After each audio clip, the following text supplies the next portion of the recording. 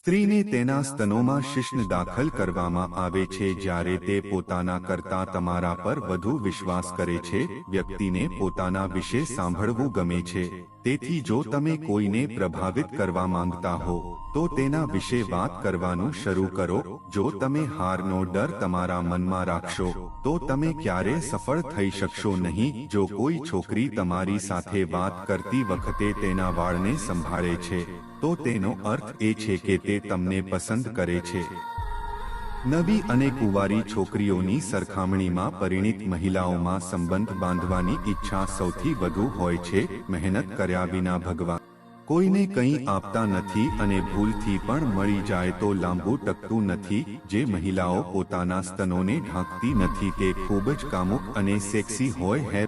પરિણીત લોકોની સરખામણીમાં પરિણીત લોકો હસ્તમૈથુન કરતા હોય છે. કુંવારી છોકરીઓ જ્યારે પહેલીવાર સેક્સ કરે છે ત્યારે ખૂબ અવાજ કરે છે. સ્ત્રીઓના સ્તન અને યોની ઉપરાંત નાકનો અંદરનો ભાગ પણ સંભોગ દરમિયાન ફૂલી જાય છે. પૈસા કમાવવામાં એટલા તલ્લીન ન થાઓ કે તમે તમારા સ્વાસ્થ્યનું ધ્યાન રાખવાનું ભૂલી જાઓ, કારણ કે પૈસા તમને અમુક હદ સુધી સાથ આપશે, પરંતુ તમારું શરીર તમને જીવનભર સાથ આપશે. સમગ્ર વિશ્વમાં ભારતીય મહિલાઓને અંધારામાં સેક્સ કરવું સૌથી વધુ ગમે છે. જ્યારે સ્ત્રી ઉગ્ર ઉત્તેજનાનો અતિરેક દરમિયાન તમને ચુસ્તપણે પકડી રાખે છે અથવા તમને રોકીને ઊંડો શ્વાસ લે છે ત્યારે તમે જાણો છો કે તેણી સંતુષ્ટ છે.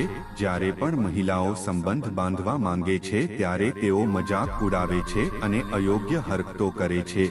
જે લોકો ક્યારે કોઈનું નુકસાન ઈચ્છતા નથી તેમની સાથે કંઈ ખરાબ થતું નથી. વિશ્વમાં 70 થી 75% પુરુષો જ્યારે યોનિમાર્ગમાં શિશ્ન દાખલ કરવામાં આવે છે કે તરત જ તેઓ સેક્સ કરે છે ત્યારે સ્ખલન થાય છે.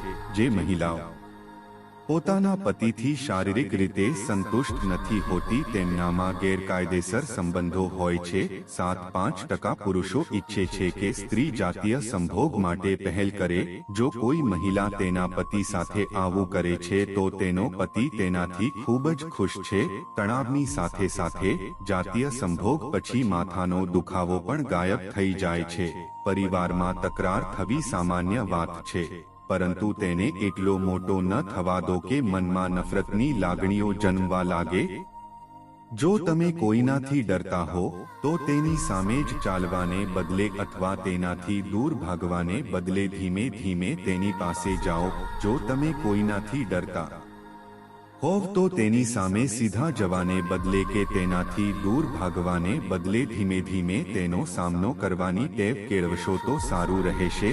4-0 વર્ષ સુધીના પુરુષોનું શિશ્ન માત્ર 10 સેકન્ડમાં ટટ્ટાર થઈ શકે છે.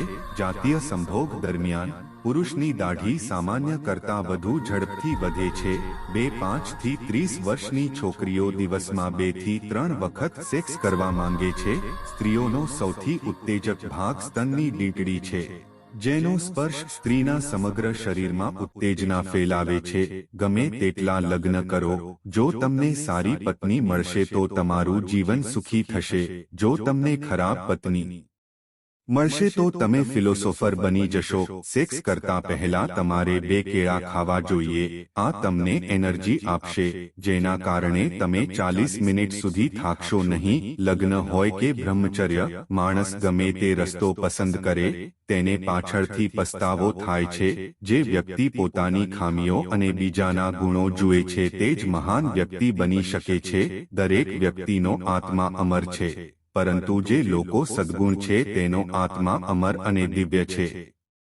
જો તમારી સેક્સ પ્રત્યેની રુચિ ઘટી ગઈ છે તો તમારે કસરત કરવી જોઈએ. તમારામાં ફરીથી સેક્સની ઈચ્છા જાગી જશે.